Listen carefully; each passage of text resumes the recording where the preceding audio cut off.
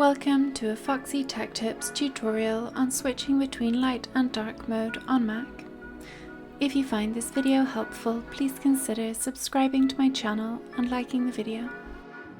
Tap on the Apple logo in the top left corner. Choose System Preferences from the menu that appears. Select General.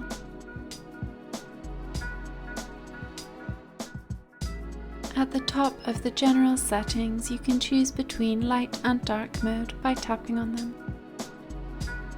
You can also choose Auto, which will automatically adjust your screen's appearance depending on the time of day. And that draws an end to this tutorial. Please like the video if you found it helpful and subscribe to Foxy Tech Tips for more Mac tips and tricks.